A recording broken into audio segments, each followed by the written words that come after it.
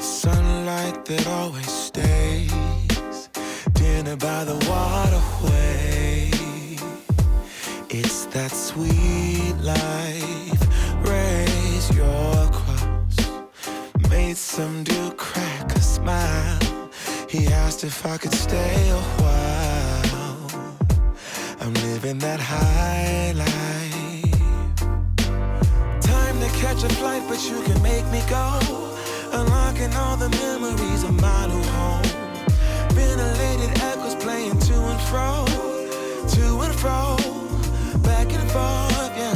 Caught some kids dancing in the alleyway. Crazy how the melodies began to play, yeah.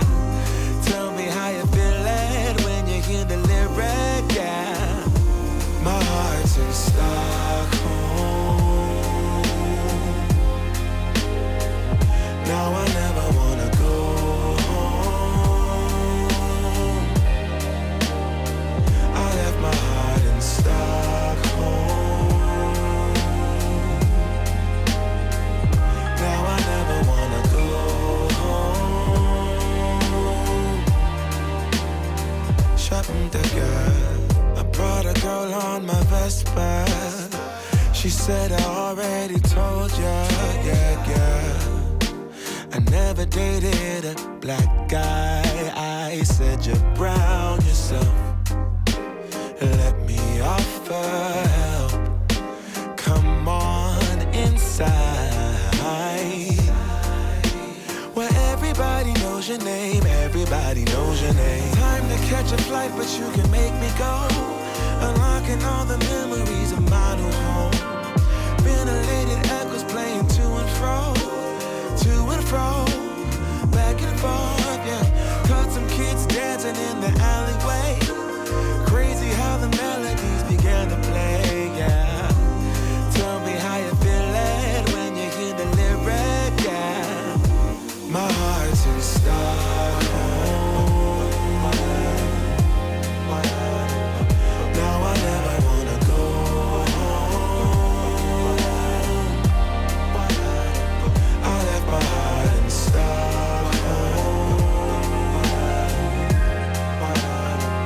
Now I never wanna go home. Separate again.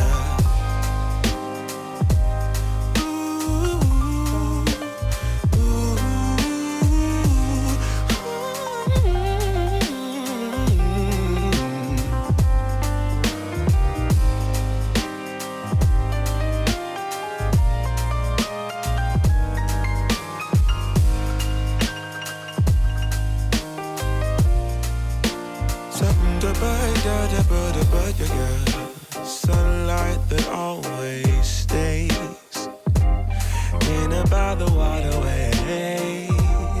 It's that sweet life, sweet life, sweet life. I never wanna go home, go home. I'm living in Stockholm, Stockholm. I never wanna go home, go home. Living in Stockholm, Stockholm. I never wanna go home, go home. I'm living in Stockholm, Stockholm. Hey, what's up, everybody? It's your boy Tristan Barracks here, the digital storyteller, and I'm super excited to be with you once again for a live. It's a live stream Sunday, I guess. I'm just excited to be alive. It is another beautiful day, a beautiful weekend in general. We had so many things going on here in Toronto that I'm just happy to be alive, y'all. There's a lot of, negative or poor news that has been going around for the last couple of weeks and months. And I'm just I feel so positive. I feel so excited about just being able to be creative again. I actually had a film shoot yesterday for a short piece that I was working on with a couple of colleagues of mine, and I'm really really excited to share it with the world, coming soon enough. But today I just want to jump on to YouTube and just kind of share a little bit of my initial impressions. Not even really initial impressions, but just how freaking blown away I am about this guy here, this little camera here. Let's bring it right here. This is the Ecamm, the Zcam E2. If you can't see, I'm gonna try and do it so it actually focuses. It's not focusing, so give me a second. Let me fix that up for us right now. Oh, there we go. We got our focusing going now. Boom, boom, boom. Throw that up here. There we go. The Zcam E2. Boom, boom, boom. That's what it looks like here. I have the Sigma 18 to 35 on this with the Canon mount, and I have a little Lilliput 5-inch monitor that I'm using. What else do I have set up here? I have a CFast card in the CFast card slot. This little stick here, or a piece of tape, just allows me to pull out the little cover for the CFast card. Is it CFast or I forgot? Express card, or you know what I mean. Anyways, you can correct me after. I'm a little tired, but the reason why I want to jump on here is because I want to talk about this camera and how impressed I am with this camera. I'm actually working on a full review, from menu setup to settings, to bit rates, to comparing footage with my FS5 Mark II, to comparing low lighting performance, all of those sort of stuff I'm going through, and I'm going to do a long review. But one of the things that I was really really excited about with this camera was to really test its boundaries and test how good it was. And what I mean by good, when I'm looking for a camera that I want to use for commercial purposes, on a long-term basis that I want to invest in, the big thing for me is, what kind of bang for my buck do I get, but then also how practical is it when it comes to shooting it in run and gun situations, in commercial controlled environments. What's the color science like? Some of these things are kind of nerdy things, but if you are a content creator, if you're a digital storyteller like myself, it's really, really important to find tools that represent, or can help represent, the types of stories that you want to tell and the type of content you want to create. So that being said, let's talk about it. Let's talk about it. First and foremost, I want to say that none of this stuff that I'm talking about is necessarily scientific. This is just based on my own personal experience and opinions. So, I mean, again, I would love to hear your opinions on it. I'm going to bring the camera back up after, but I want to show you a couple stills, or just some frames from some shots that I actually took with this in the last couple of weeks. I can't really show you the video clips yet because I'm still working on those projects, so I can't really show that. But I'm going to show you these first couple of stills here. I'm just going to throw this in here to the side here. I'm going to make this nice and big, maybe right there. So if you look here, it's kind of hard to see. Maybe I might zoom in even more over my face, or maybe to the side of my face. But this was done actually at dusk, so at sunset. And the thing I really really like about these stills is that there's not a lot of noise. I could probably, if you do want to get like the full stills downloaded and you can examine it yourself, I can send you those. You just have to hit me up, let me know. But the thing I really really liked about these stills here were, or what with this footage, was there was such low noise. Especially even when I was shooting with Z flat or Z log, which is their flat, sort of like C log or S log picture profile, there wasn't a lot of noise. There wasn't a lot of distracting like electronic noise. Everything looked very filmic. And then once I was able to color correct it and kind of crush some of those blacks and bring down some of the whites to recapture the data of the sunset and the sunrise and things of that nature, it really, really gave this sort of cinematic feel and cinematic vibe that I was really, really happy with. Um, this is a film that I'm working on actually for. Um, uh, it's for the Zcam. For those of you that are in the Zcam Facebook group, it's actually they're actually doing a contest, and if you want to check that out or be a part of it, you just have to film with the Zcam E2, or I believe the F6 or the S6, any of the sort of the flagship models, and create a film and then submit it to them, and you may have a chance of winning.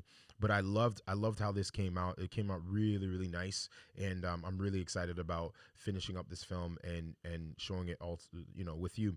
Now, last night I was working on a special project, and this particular project required me to film in the morning, so right at dawn, right at the cracking of the sun, breaking through sort of the clouds or the horizon, in the middle of the day, so the brightest points, and then in the night, so around 9:30, 10 o'clock at night, we were filming, and we were filming on streets that were not super well lit. They just had, like, the normal the lamp lights, and this was one of the shots that I took from there. I can't really show you all of it, but I'll show you this shot here.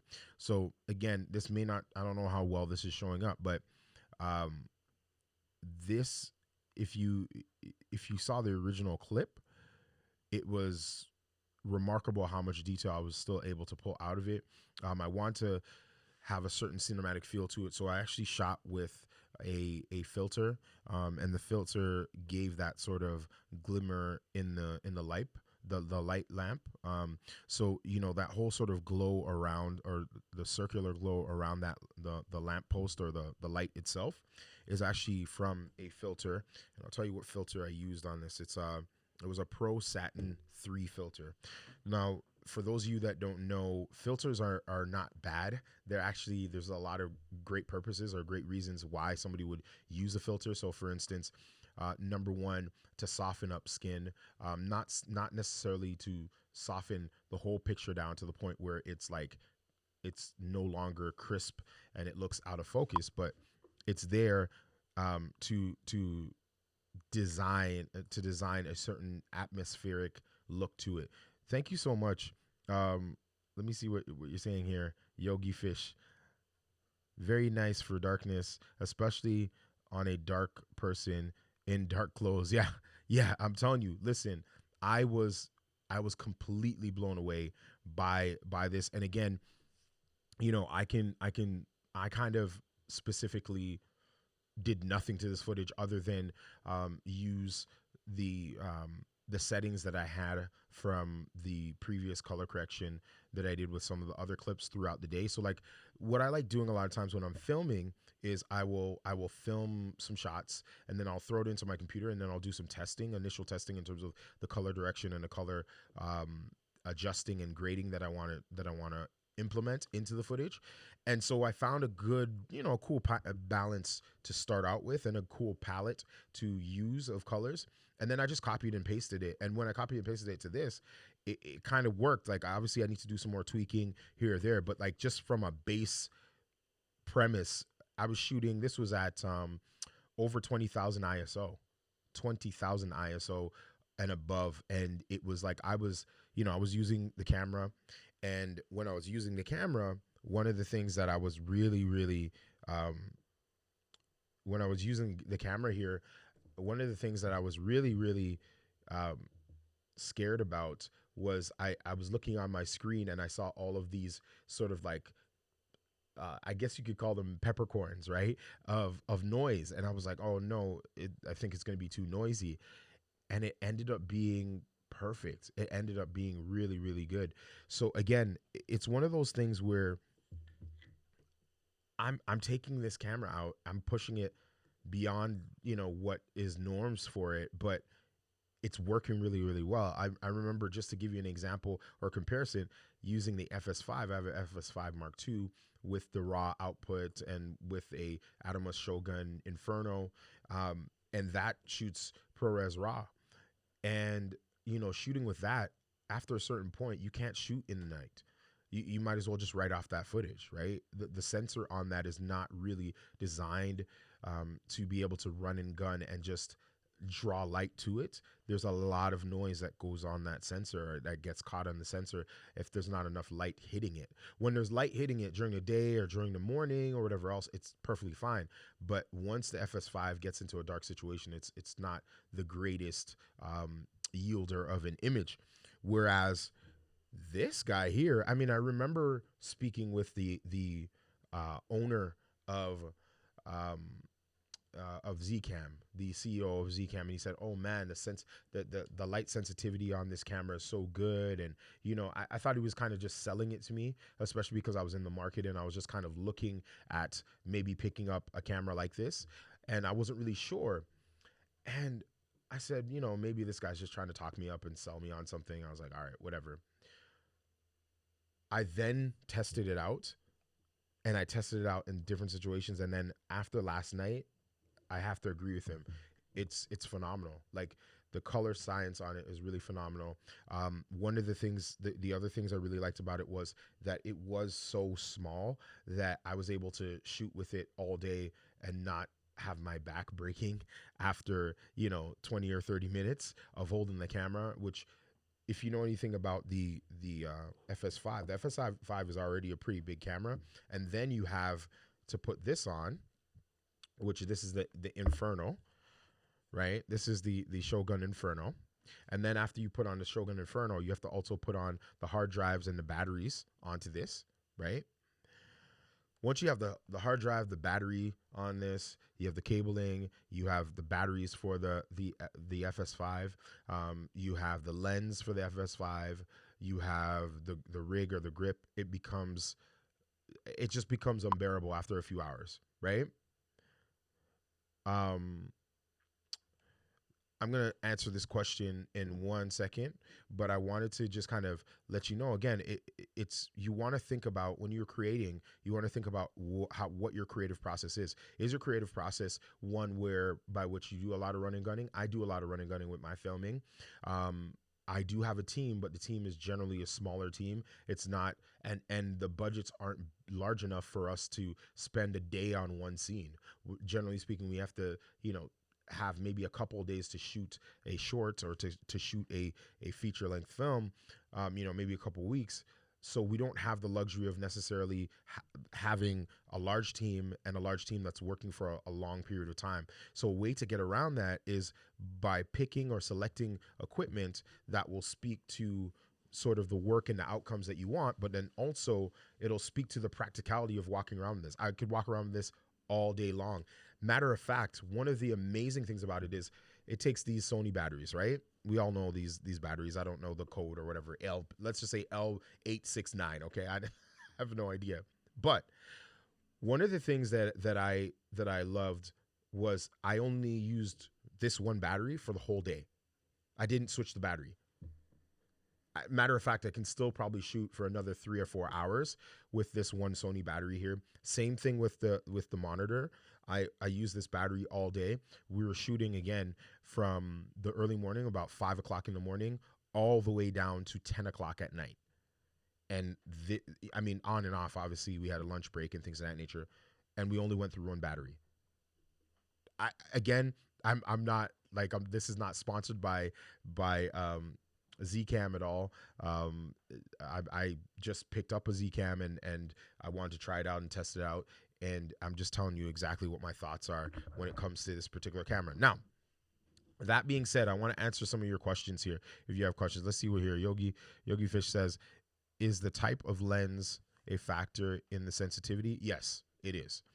So for instance, I was shooting a part of my film, or a part of this sort of feature, with a Canon 24-105 f4 lens, which is not really a light sensitive lens, or it's more light hungry, like what they would call it. And with that lens, I like it because it can be a telephoto and a wide lens. It can give you medium, extreme close-ups, things of that nature. So it's really, really good when it's daylight outside, when you have overcast lighting and you have enough lighting to hit the sensor and break through all that glass.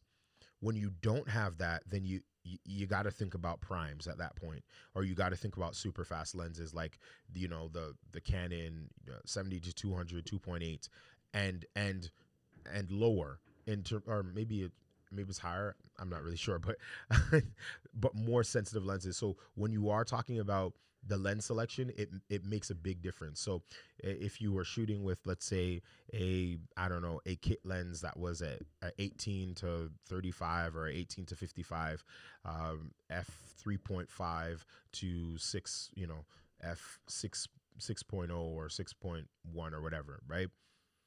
That lens wouldn't be as good as the lens I have on my camera right now doing this live stream, which is a 50 mil, right? 1.8 or 1.4, I should say. That is able to suck in more light. And the other thing about it is, I also have on here a speed booster. So if we get in focus here, so this is the lens right here. This is the lens, or I'm going to point to it. This is the lens right here. And then this right here is the speed booster. So this actually allows you to draw in and have draw in more light and have a even better f-stop. So it's some sort of science that I'm not familiar with, but essentially, I'll pull this off just so you can see this a little bit better here. So this is the lens, right? This is the f1.8, 18 to 35, an amazing lens. And then we have the speed booster right here, which allows us to get even better quality light into our sensor or onto our sensor. So I hope that answers that question there. I'm going to check for more questions. Just so, can you see me? There you go. It was out of focus there for a minute. Let's see what else you have. That's still very good build in sensitivity with the lens you use. Yeah. No, absolutely. I did some research. I was going to go with like the Metabones and whatever else, because Metabones has built a brand around making really good speed boosters, and they were one of the first to do speed boosting and all that other stuff. But they were selling their speed booster for $400-$500. Like that just didn't make any sense to me. And there are a lot of third-party manufacturers that are making great speed boosters for half the price. Like this one was like $180 or something, in comparison to $400 or $500. So for me, it was a no-brainer. It was much better to go with a speed booster that, you know what, even if it didn't work, I only spent $180 on Amazon. I could return it and then upgrade to a Metabones instead of buying the Metabones, and realizing I could have got something and saved $300 on it. So that's something to really think about. But yeah, I really wanted to share just my experiences with the E2. This camera is really nice. Now, one thing I will tell you, and I'm going to do a review on this particular on this Lilliput monitor. It's terrible, guys. It's really terrible. It's not at all what I wanted. I mean, again, I spent $170 on it, so I can't really complain that much. But it's $170, and the auto, not the autofocus, but the what's the word I want to use? The focus peaking is terrible. Like, it doesn't even work. It works in reverse. Like you have to turn down the focus peaking in order to see peaking better. And it just, in daylight, it's really terrible. It doesn't show the picture really well. I could show you, maybe I can turn on this camera here. Let me see if I can turn on. Yeah, just turn that on. And as this turns on, I can show you kind of what this looks like here. See if it's in focus here. There we go.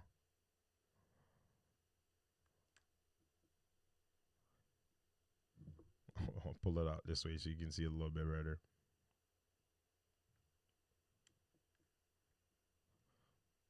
So it doesn't show, as you can see, It doesn't really show things exactly the way it's supposed to. Okay, there we go. We got it in focus here. Zoom out a bit. Perfect. So peaking is on, but as you can see, you can't see any peaking right now, right? So I'm not really sure exactly why that's happening. Um, maybe I have a faulty device or something, but it it's just not a good monitor. I was really kind of I had to do one or two things when it came to filming yesterday. Number one, I had to kind of constantly be racking focus, which is not really good if you're trying to do a narrative piece to continue to check focus by racking focus. And then number two, I had to, I basically just had to shoot less wide open and more with more depth, which allowed me to know that pretty much everything is in focus, relative focus, which is not a great way either, because sometimes you want to tell the story by creating that depth in your image. And if you can't create that depth in your image by using depth of field, it kind of takes away from what you really want to do. So I don't know, I think for myself, again, this monitor, and I'll probably take it off so you guys can see how small it is, and why I kind of was interested in picking it up. I wanted something that was not heavy. Again, if we're looking at this monitor in comparison to this monitor, which one would you want to walk around with every single day while you're shooting? Obviously, it would be this one, right? But this particular Lilliput 5-inch monitor, I think, would be really good for those individuals that just want something for like YouTube, or they're vlogging, or they're walking around doing vlogging, or you want another monitor just to make sure that your overhead shot looks good, or the other person on another camera angle looks good, but it's not necessarily a great tool to use in a professional sense. You really should invest in like a Shinobi, or invest in a Ninja 5, or one of those monitors, or monitors of that caliber, because without the nits, the 2000 or 3000 nit in terms of brightness, you really lose out on all of the abilities that a monitor can give you, so that you can actually shoot in any sort of environment, as well as, like, it's pretty cheap. Like, if I pull this down, I can actually pull the monitor all the way out, or at least the top screen. So it is what it is. You get what you pay for, right? I'm not complaining about it. I'm just letting you know. These are some of the things that I'm learning as I'm going through my filming journey. But if you have any other questions, let me know. I'm here for a little bit more. I definitely want to be a resource for you. I do want to let you know, actually, let you in on some cool news. My documentary that I created, called Connecting the Dots, in association with Black History Ottawa, was officially selected as one of the films that's going to premiere at the Hollywood North Film Festival. So I am extremely thankful for that. I think it's just dope, and I'm really excited about premiering another film. This has been a while now. The last time I premiered a film was about 7 years ago, at the Mississauga International Film Festival, and that was cool. It was a really cool experience. But I'm really ready to get back into sharing my films and sharing my art. And so if you want to check it out, definitely go to the Hollywood North Film Festival website and or Facebook page, and you can check it out and be a part of the conversation there, because it's exciting. The other thing that's really exciting is that I'm going to be working on a series of courses, the online courses that you can subscribe to and check out. And from there, you can learn different things, like how to film, how to edit, how to do all that sort of thing. So all those sort of things. So just let me know what you think, or what are some of the things that you want to learn when it comes to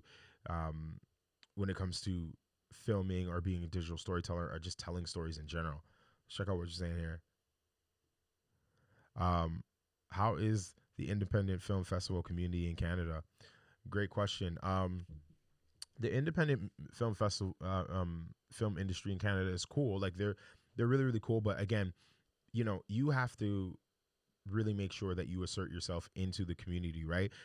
They're not going to just do it just because, right? I think it's really important, as a creative and specifically a Black creative, that you really say to yourself, I'm going to, in spite of the way I feel, in spite of the way I look, in spite of the way I think I'm being perceived, to ingratiate myself into this culture because I have something to say.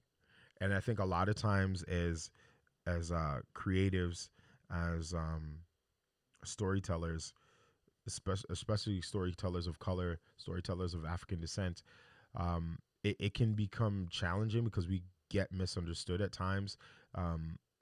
That we're always trying to reveal the truth or kind of stir things up, and I don't think that's necessarily the truth. I think the reality is that when as a people and as a community you are suppressed and your voice is suppressed for so long, there's this compounding of pressure to really release the valve of truth and your perspective.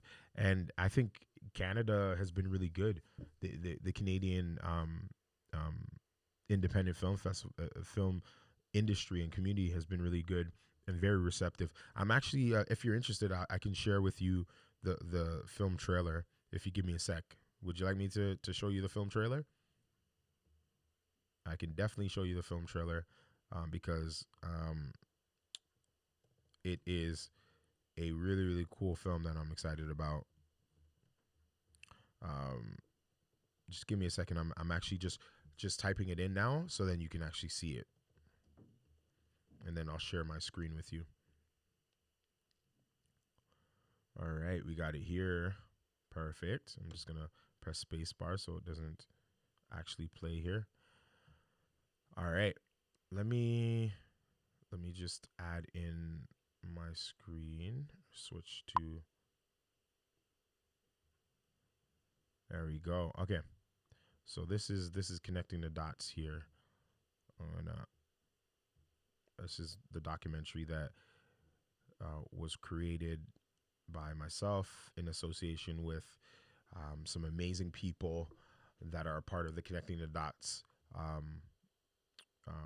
organization, and a large part of that organization and that branch is Black History Ottawa. They were actually the parent organization that funded and helped support us and sponsor the whole thing. So kudos to them. They're doing some amazing work. This is the decade of, the peoples of African descent, and this is also the decade of Trump.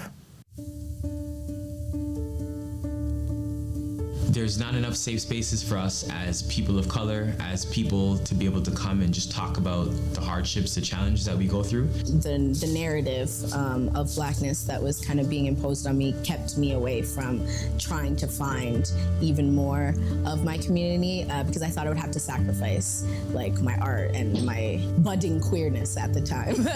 There are many people that come into our communities and then they're advocating for us. You need this, you need that. We know that you need this, so we're here for you. But I think it's hard when we grow up. So now I'm here. Now I can tell you what I need. There's more people of color than there's ever been since I was born. I've been around. People of color, there were few of us. Now there's a multitude of us, but we're not in the important places.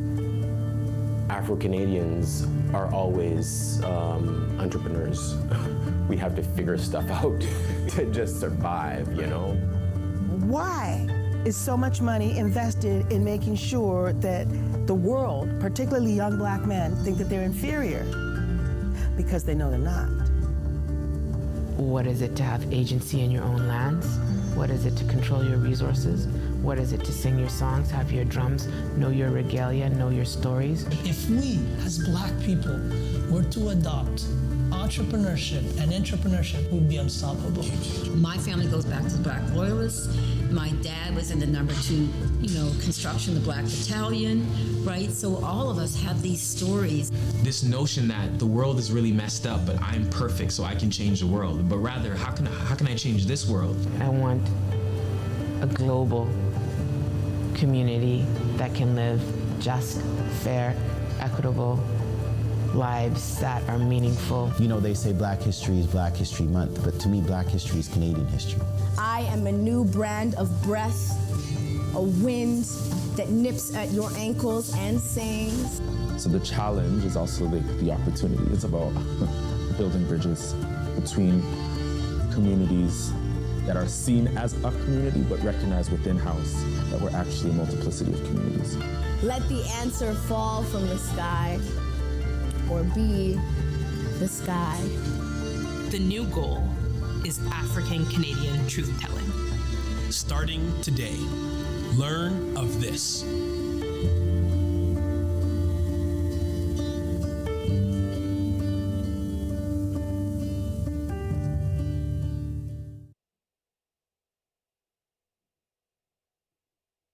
This is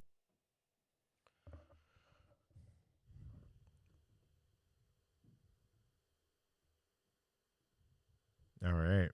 So that's that was the film or the trailer, connecting the dots. It didn't really actually go into theaters in 2019, but it's a nice little thing to add at the end. But yeah, that's the film that is that has been accepted into its first film festival, which is amazing. I mean, anytime that as an artist you can put your work out there to be judged, to be questioned, to be looked at, it's always a good day, because at least that somebody understood where you're coming from, right, and what you're trying to accomplish. So yeah, I mean, there's more of those pieces to come. I actually have another film called Praise and Worship. It's about six minutes long. It's much shorter than the Connecting the Dots one. That one will be, or has been, submitted to a few film festivals, and we'll see where it goes from there. But yeah, no, thank you so much. I really appreciate that. I appreciate the love, Yogi. Honestly, it was a collaborative effort. It was, literally about 18 plus months of preparing and filming and building relationships and creating.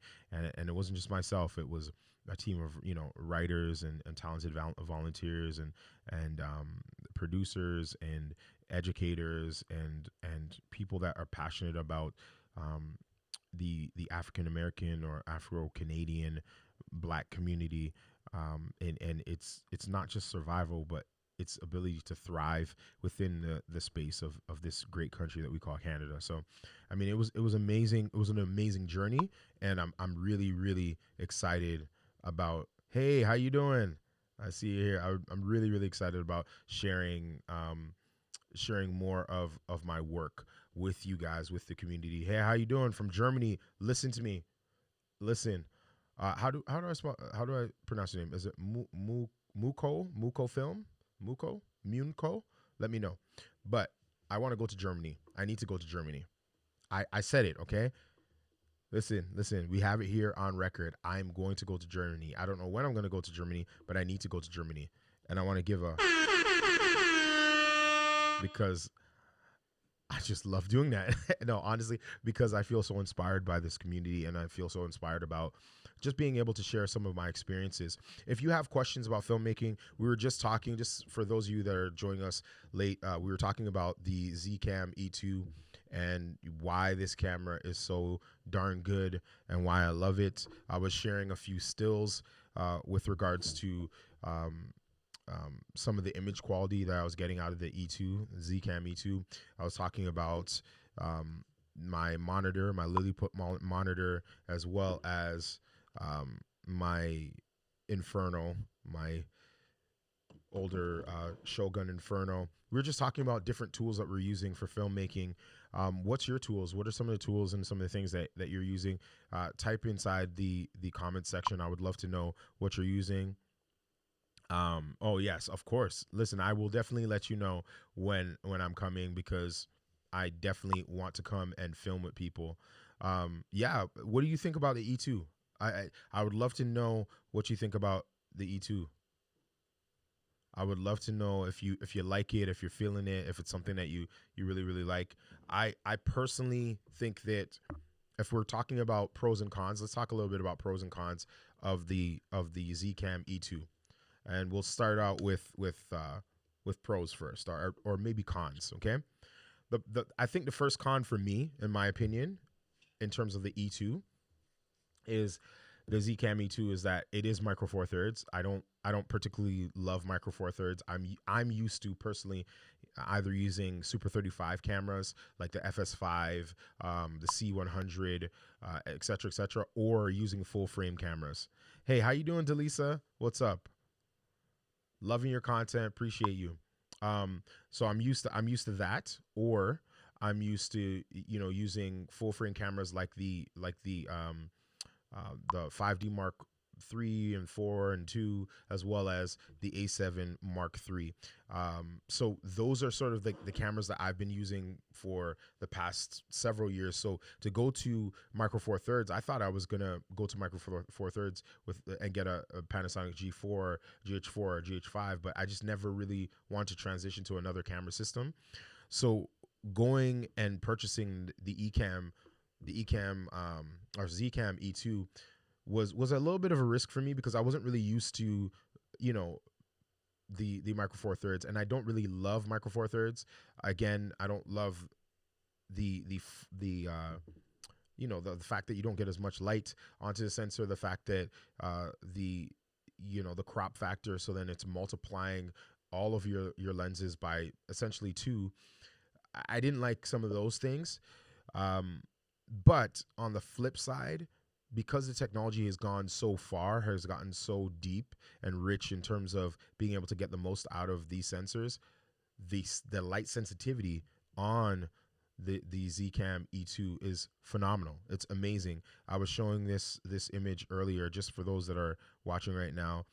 I shot this last night, and this was an image. It was pretty much pitch black, and literally it was obviously with a dark model. He's wearing dark clothing, and you're still able to get a really really good image, very usable image. I was at ISO 2000 or 20,000, guys. That was ISO 20,000. Just think about that. ISO 20,000, and I actually shot higher than that later on in the night. I think I went to like 32,000 or something like that, and the image quality was great. Let's see what you're saying here. So I was one of the early users. It's one of the best cameras I own.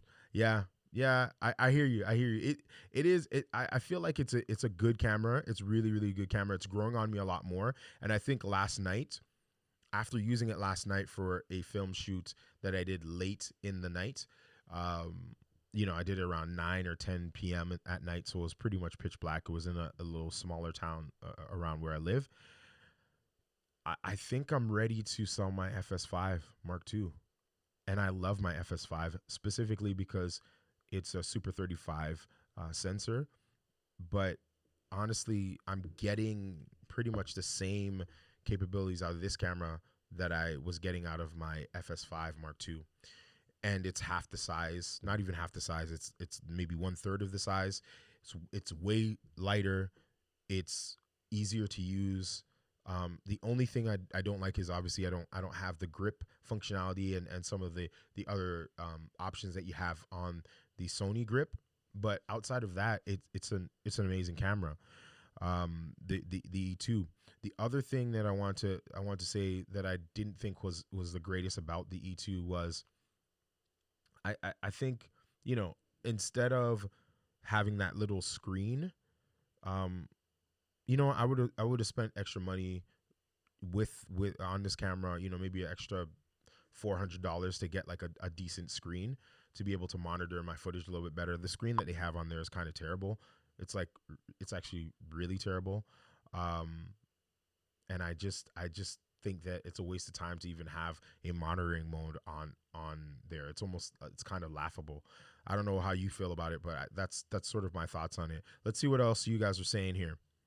I used the E2 Panama S1 or Panasonic S1 US PBM Marco 4 third cinema. Now I'm rolling with 3 pockets. Pocket 4Ks. Yeah. I don't know what kind of money you're making, but fam, I'm gonna jump onto your channel like ASAP because I need to check out some of your work because it seems like you're just rocking out every single camera. You just want to try every camera, eh? No, honestly, I really respect that. I love that. So my question to you is why did you get rid of the Panasonic S1? What did you not like the S1?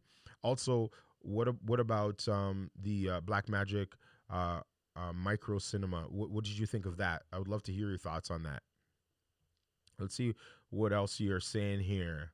I'm rocking the FS5 Mark 1 and 2. Yes, sir. Listen, I love the FS5. I love the Sony FS5s. I shot my documentary on the Sony FS5 with a mixture of the 5D Mark II or the A7 Mark IIIs. So I understand the Sony, those Sony cameras are great. But I just felt like for what I want to do, which was I want to shoot in ProRes, I want to be able to have the ProRes LT, ProRes 422, 444, ProRes RAW, all of those options. It didn't make sense for me to always be shooting with, with my Inferno, right? And then put my Inferno on top of the FS5. It was just becoming cumbersome. And to be honest with you, I do a lot of run and gun shooting. So for that, it's not the best camera for that. Also, it's not a great camera when it comes to low lighting capabilities, which the FS5 is, I've done a lot of things with it, but I also know what it's not really great what it's not really great for, which is low lighting situations. So that's why I don't use it for my weddings. I don't use it for any sort of run and gun shoots. It's just not designed that way. Let's see what else you're saying here. All right. But back when the E2 was released, the menu usage wasn't that good. It was a little bit confusing with all the different options, codecs, frame rates, and so on. Yeah, no, I hear you. I think one of the next things I didn't really like was, or I don't really love about the E2 in terms of a con is the buttons aren't the greatest. The buttons aren't really responsive. They're kind of terrible. They're rubber buttons and you have to kind of press them in pretty hard in order for things to register. Now, it's not a terrible thing. Like, you can get over that, but it's something to think about when you are filming and you want your buttons to work when you want them to work. You want the record button to work when you want it to work, right? That's just something that comes with the territory. Thank you for your contributions and sharing that perspective. The ND and preamps and XLRs. What do you mean? What do you mean by that? Let me know what you mean. Oh, yes, I got you for the FS5. Yeah, the FS5, that's something that I really do love about that camera is the preamps for the XLRs are great. They're very professional. Obviously, it's Sony. I mean, Sony's not going to be super cheap. Like, they're going to build good quality stuff. But the ND, that electronic ND is, I think it's one of the best inventions in the last at least 5 to 6 years for any sort of cinema camera or any sort of video camera. It just is so well made and such a great idea. And actually with the flagship Ecamm Zcam I think it's S6, F6, and F8. They actually have an option where you can add an electronic ND, which is really, really cool. I would love for them to have something like that for the E2, but I think because of the way the design is, they can't really do that for the E2. That's dope. That's dope. That's dope. Oh, let me see what else is here. Let me see what other question. Did you hear that the Ninja V will support the E2? you will be able to control the camera fully. Yes, that's what I wanted to talk about as well. What do you guys think about that? Because, you know, when I was thinking about the E2, one of the drawbacks was like I had to buy, like, if I show you all the accessories I have for this camera, it's just kind of much. You know, I have my screen that I had to buy. I have my grip that I had to buy. You know, and that grip is a small rig grip, which just allows you to like put a hard drive in it, and then you can record directly to the hard drive. So that's cool, but then it doesn't allow you to control any, you know, your ISO, your f-stop, all that sort of stuff, your shutter speed. So that was kind of annoying. And then they were like, well, you can get the B5 monitor by ProKeys, and then ProKeys was selling that B5 monitor for $700, $800, and it was just a monitor. Yes, it controlled the camera, but it was literally just a monitor. And it was a very nice monitor, but I was like, okay, well, for that price, like $300 less, I can get I can get a Shinobi. I believe it's a Shinobi from Atomos that does the same thing. Yes, it doesn't control it, but I just felt like $700-800 American just didn't make sense for me as a Canadian. And then there were individuals that were making clutches, so like grips that were specifically made for the E2 that could control shutter speed, ISO, all that sort of stuff. I actually am in talks with picking up one of those from one of the guys in the Zcam group, and he actually made it himself, which is really, really dope. But now, just a few days ago, Zcam and Atomos did a launch or launched an announcement saying that now the Ninja 5 supports the E2 and controlling it as well as recording ProRes RAW. And honestly, guys, like after hearing that, I was like, yeah, I really don't need my FS5 anymore. Because when I think about it, yes, the only big difference between the FS5 and now any of the Zcams, but specifically like the S6 or the F6, is really that it comes with a electronic viewfinder, and it comes with a screen, as well as it comes with the electronic NDs. Those are really the three major things. Everything else, the Ecamm is better at. It has better frame rates, it has better frame resolution, it has better low lighting, it has, you know, it's smaller, it's lighter, it's more efficient, it has way more codecs, it works with more accessories. In my opinion, it's like a no-brainer now. So I think I'm going to be getting rid of my FS5. I'm kind of sad about that because normally I keep my cameras for at least, you know, 2, 3, 4 years. I got it 2 years ago, I believe. Coming to this summer, it'll be 2 years. And it was great. I shot a couple of films with it, and but I think I'm at a place now where it was like, you know, it was already okay when it came out, but it was kind of behind when it came out because it wasn't really pushing the boundaries, and now it's like it's really archaic in comparison to even my E2 connected to a Ninja 5. So I'm looking at getting a Ninja 5 and rocking it out with the E2 and basically having a baby FS5 Mark II raw setup, which is crazy. I would love to know what your guys' thoughts are on that, because that's really, really a big deal. I think that's going to be a game changer and push people to go into the Zcam headfirst. The Inferno with the FS5 is definitely a drawback. Yeah, I mean, I wouldn't say it's a drawback. What it is it's just, it slows down the process. You can't film quickly with the FS5 and the Ninja Inferno. Like, it just doesn't work that way. You know, you have to have a rhythm, you have to have a certain level of pacing in order to film with the FS5 and with the Ninja Inferno, or the what is this, the Shogun Inferno.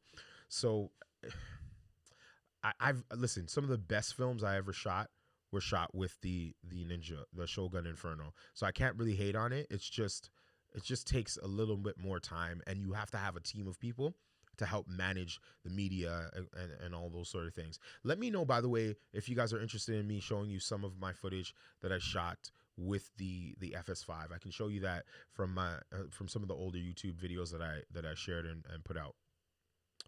Let's see what this off topic. I found your channel because in search of Rodecaster Pro videos, I have built my multi-camera video production with the Rodecaster and the ATEM. Yeah, listen, I want to get the the ATEM. I really do. I want to get that from Blackmagic. It just seems like so good. How are you liking that? And have some issues with the Rodecaster. Let me know what your issues are with the Rodecaster. Maybe I can kind of troubleshoot it for you. I've been using the beta version, the beta 2.1 or it's 2.1 version. I'm loving it. I'm running it right now actually. So I have all my sound effects set up. I got my big up dance hall sound effect. I have my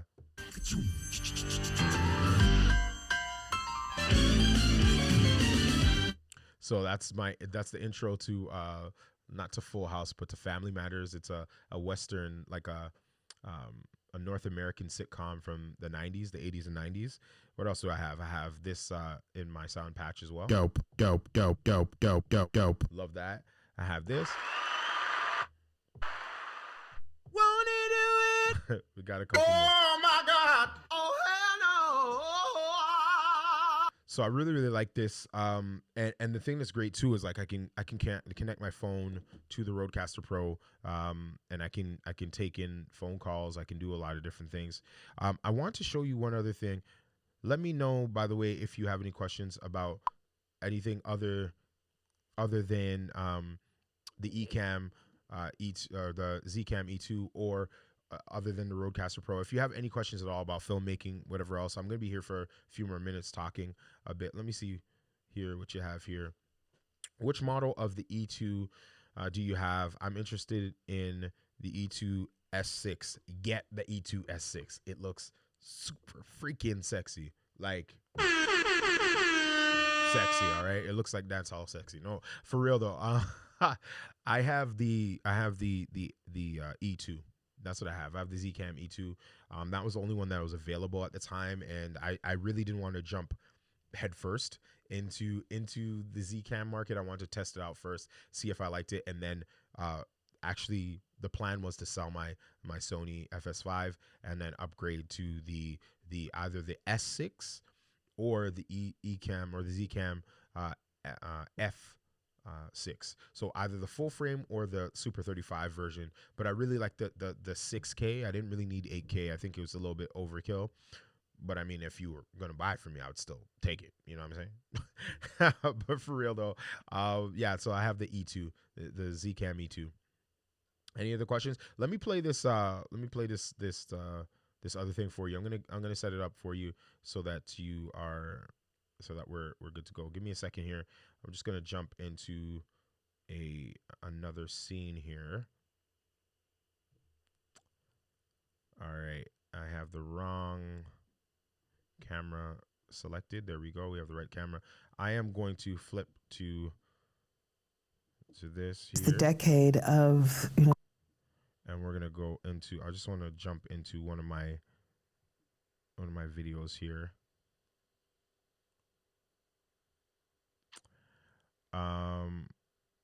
Let me go to FS5. Actually, I have a playlist for the FS5 for those of you that want to see any of those sort of things. Right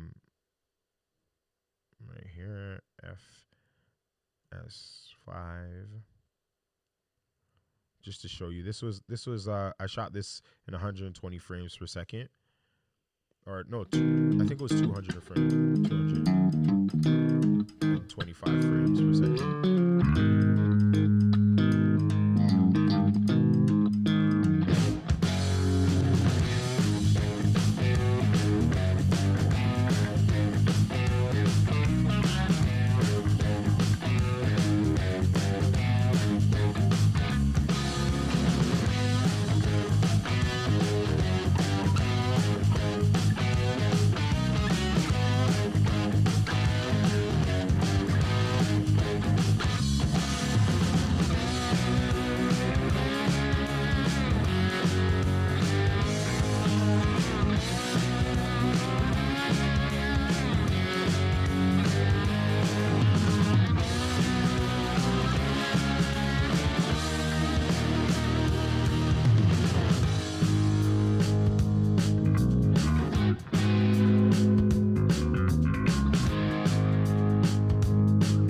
Anyways, it's kind of a boring video here. I really don't.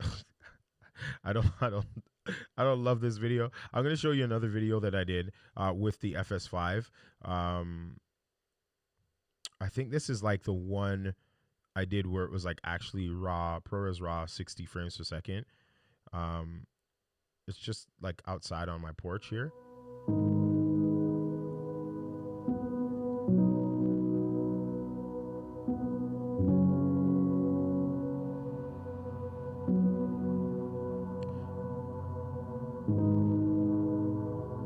Oh, that's 720p. Let's do 4K. There we go.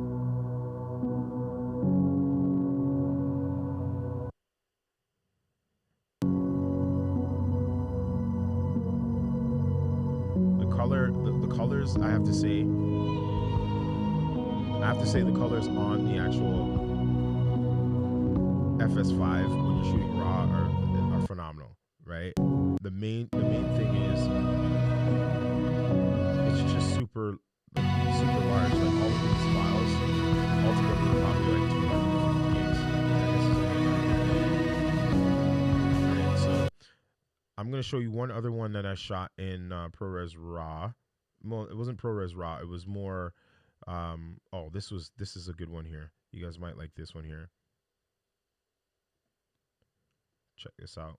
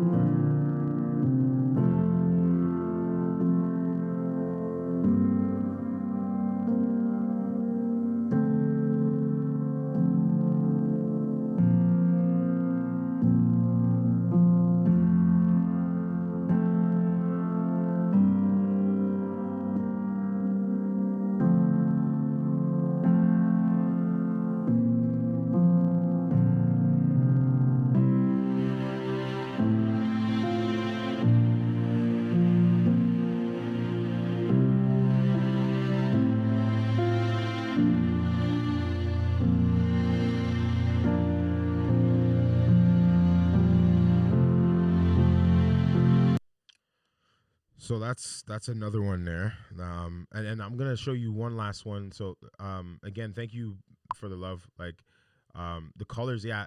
Honestly, ProRes RAW is great. It's really good. It's just, you know, you have to know that it's gonna come with a cost of a lot of. It's gonna take a lot of memory from you, right? It's gonna slow down your processing and do all that sort of stuff. So you just have to be ready for that. But I mean, again, the richness of the colors, the dynamic range was incredible coming out of the FS5. That's why I still love the FS5. It's so good. Yeah, you can find me on Instagram. Let me just jump back over to. Sorry about that. I'm gonna jump back over into here, and I'll type in. I'll type. Where can I get this typing here? I'll type into the comment section. So you can see where you can get a hold of me at Tristan Barracks. That's all of my social media. You can find me at Tristan Barracks. I'm actually going to just superimpose it on here. So if you want to follow me on Instagram or on Twitter or on any other social media platforms at Tristan Barracks. I do want to show you this last thing before I sign off because I've been on for a little while. I'm going to go to videos here, and I want to go there's some new videos that are coming out, guys, that I can't wait for you all to see. They're really cool. But they're scheduled for later. This was all shot with the FS5. All of this it's praise and worship.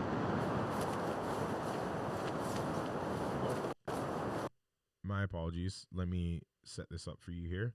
This is all set up. This is all shot with the FS5.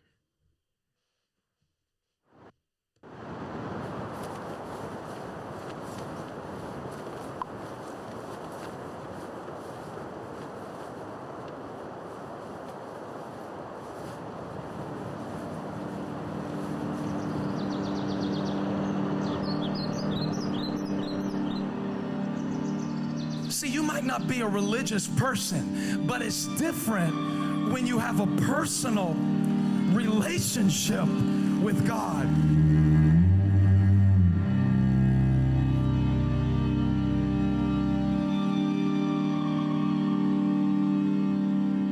I know who I'm praising. I know who he is. I didn't just hear about him, I saw him. I didn't just see him, I experienced him. So I give him praise. I give him the kind of praise that's not for a new car, not the kind of praise that's for a new house, not the kind of praise that's because she called me back.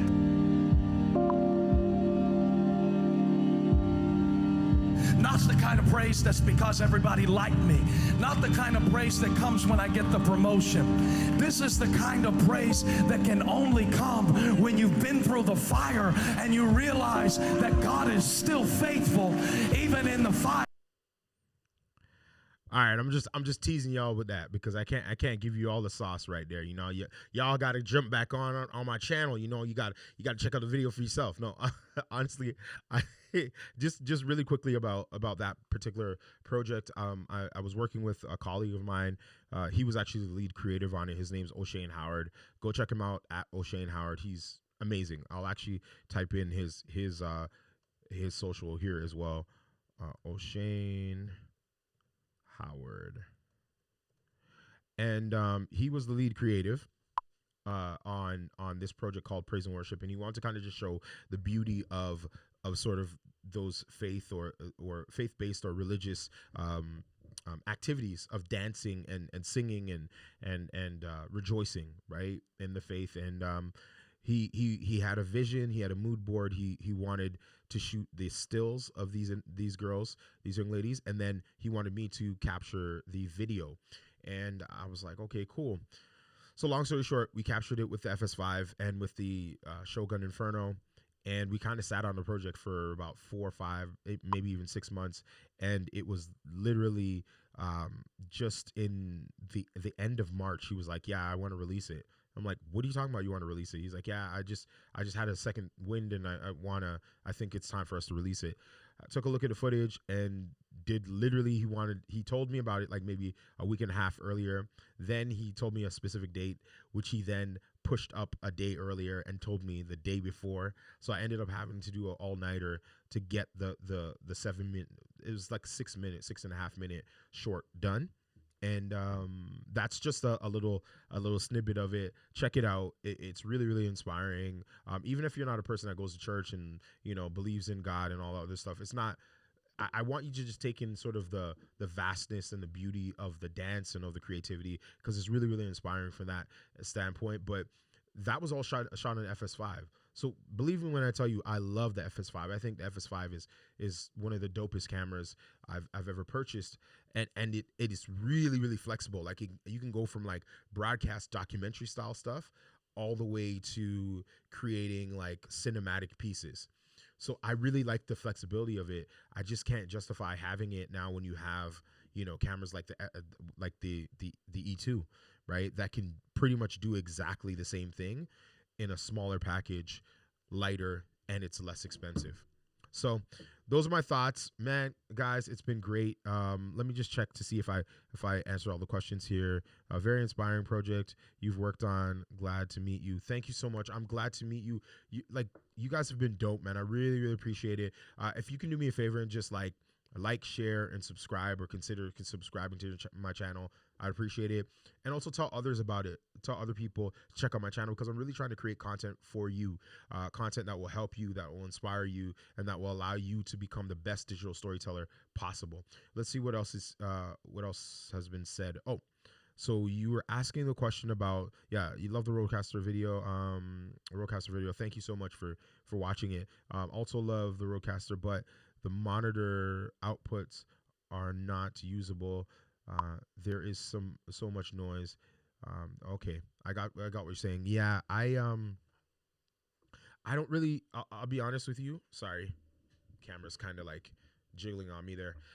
I don't really use the monitoring out to record. To be honest with you, I use all of my audio goes through the USB-C cabling. So everything that you're hearing, whether it's the sound effects, Dope. right, whether it's the computer, for live streaming purposes, it all goes through the USB-C. And then when I'm listening to everything, I plug it into my headphone jack or headphone out one, and it works pretty well. Like I don't hear as much noise on it. Now, if you are hearing noise, sometimes you got to check your miking or check the whether or not the phantom power and things of that nature are on. But as far as I know, if you have all the gear that you have, you probably have done that. So what I would encourage you to do is maybe drop me a line, drop me a DM, and see if we can work through it offline. Check out my Patreon and see if you want to ask some questions on my Patreon page, and we can kind of go from there. I'd love to help you with that because I love this device. The Rodecaster Pro, for those of you that don't know, is one of the best audio interfaces I've used. I have an FS or a Zoom F8, a Zoom F4. I have a H4n, Zoom 4, whatever. And this is definitely my favorite. It doesn't have the best of everything, but the things that it does do really, really well, it does it really like cleanly, cheaply, in the sense of the price that you're paying for an interface of this size and this magnitude. And it's really easy to use. And so I think that that's really, really important. Let me see what other comments you have here. Joining late, but I'm interested in the camera. Thank you. Oh, thank you so much. Yeah, no. Ask me if you have any questions. Yeah. Samantha, if you have any questions, we were just talking about the Zcam E2.